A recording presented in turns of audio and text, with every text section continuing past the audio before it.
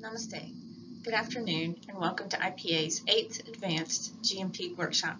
My name is Dr. Sarah McMullen and I'm the Director of the FDA India Office. It's my pleasure to be here today to offer these opening remarks to such esteemed colleagues from industry, academia, and other collaborators. FDA is responsible for ensuring the safety, effectiveness, quality, and security of food, medical products, cosmetics, tobacco, vaccines and other biological products, and veterinary drugs for the U.S. FDA-regulated products account for about 15 cents of every consumer dollar that's spent in the United States, or approximately 2.7 trillion US dollars a year. FDA has about 18,000 employees located around the world, and our FY24 budget request is a little over $7 billion. One of the ways we fulfill FDA's public health mission is working to ensure pharmaceutical quality. We do this through various mechanisms such as inspections, guidance for industry, programs to support innovation and development, and capacity building of regulatory counterparts in industry in fora such as these. However, we can't do it alone. We rely on industry to implement quality practices in accordance with regulations that ensure every dose is safe and effective, free from contamination and defects. Industry and regulators need to collectively work together to ensure achieve our shared goal of safe, high quality, and effective medical products. As many may be aware, India has the largest number of FDA-registered drug manufacturing facilities outside the United States. India is one of the largest exporters of drug products to the U.S., with Gujarat, Maharashtra, Telangana, and Karnataka being leading states for FDA-registered drug manufacturing facilities. India also leads in ANDA submissions. India is often described as the pharmacy of the world because you supply affordable therapeutics, contributing substantively to the global pharmaceutical production volume.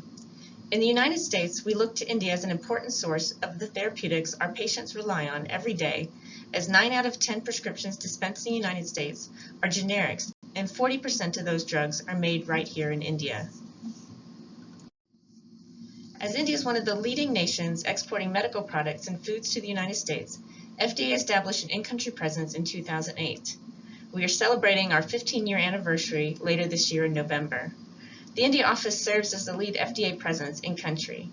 Part of our mission is to help ensure the safety, quality, and effectiveness of medical products and foods produced in India intended for export to the United States.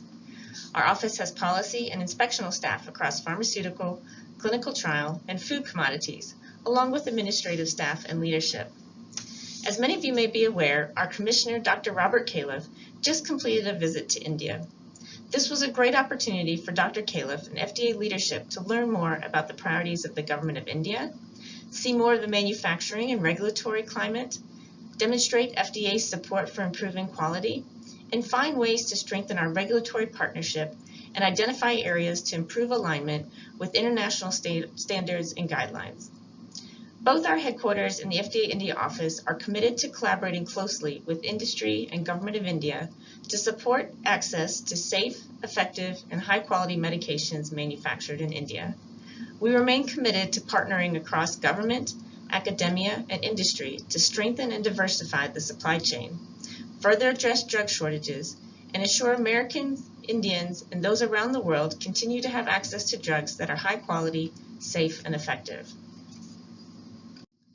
Pharmaceutical quality is the foundation that allows patients and consumers to have confidence in the safety and effectiveness of their medication.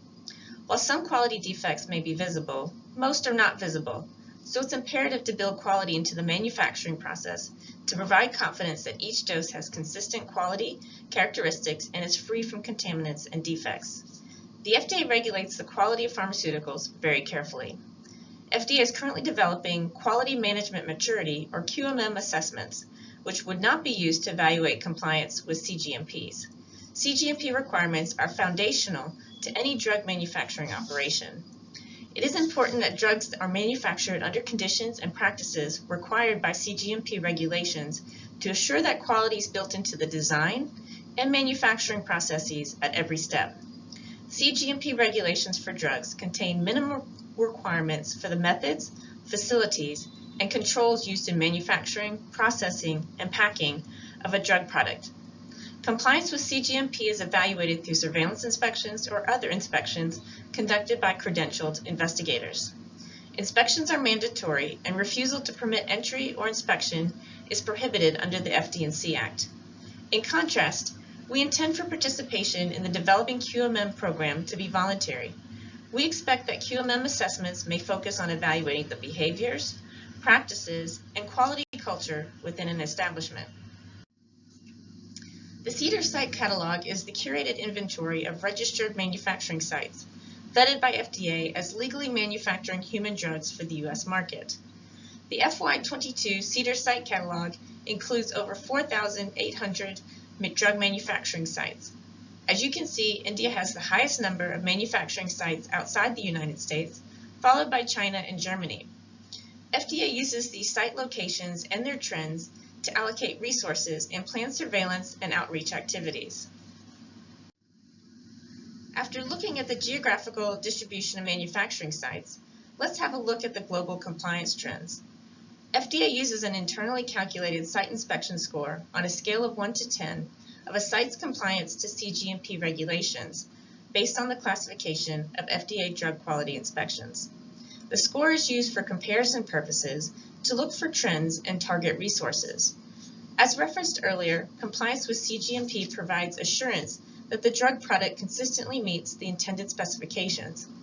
In short, a higher inspection score represents better compliance with the CGMPs. For fiscal year 2018 to 2022, the average scores for the sites in the US and Europe were statistically higher than the global average, indicating better compliance to CGMPs. Here we can see an overview of the number of inspections in India each year. While COVID-19 caused a drastic decrease for the years 2020 to 2022, we can start to anticipate the trends to resemble 2018 and 2019 in the years ahead. As a note, the actual number of inspections performed in fiscal year 23 is much higher, but appear lower here as this represents inspections that have reached the final classification stage. After an inspection, FDA determines if the areas evaluated are in compliance with applicable laws and regulations and classifies the inspection.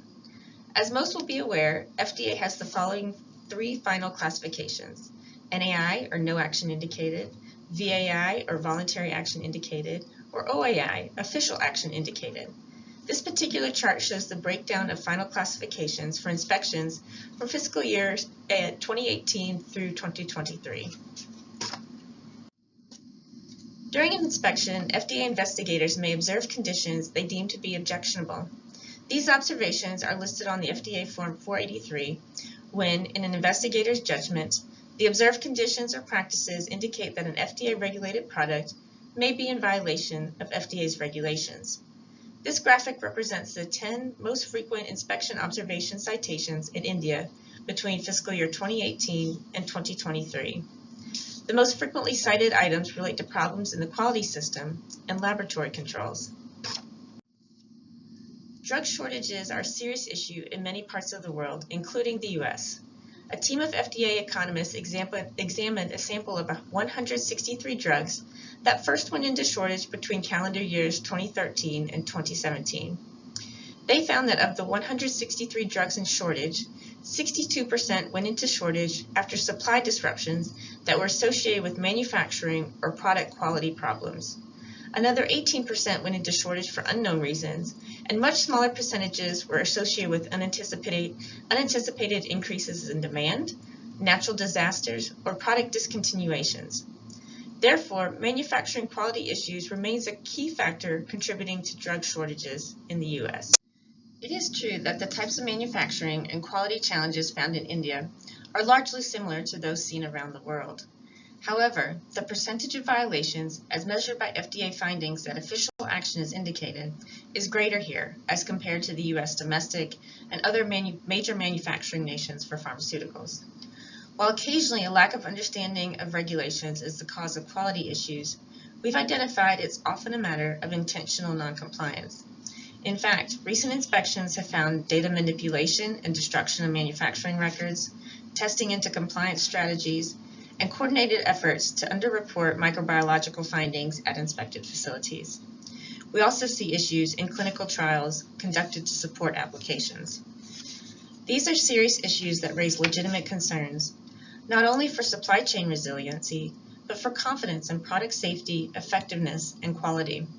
Such concerns could, of course, have ramifications for the reputation of individual companies, as well as for brand India. So what can be done? I urge you all to commit to embracing both a top-down and bottom-up culture of quality to create accountability in your organizations.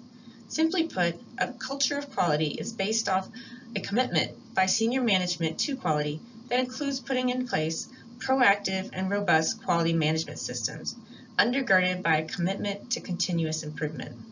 Systems of this sort allow for critical feedback from operator to manager on processes and lead to adjustments over time that better ensure and enhance quality, and thereby better ensure the safety and effectiveness of products produced. Employees at all levels of an organization should be empowered to raise quality issues with leadership, and they should be confident that leadership will take appropriate corrective actions. Such mature quality management practices support a more reliable drug supply chain by reducing the occurrence of quality-related failures and unexpected supply chain disruptions.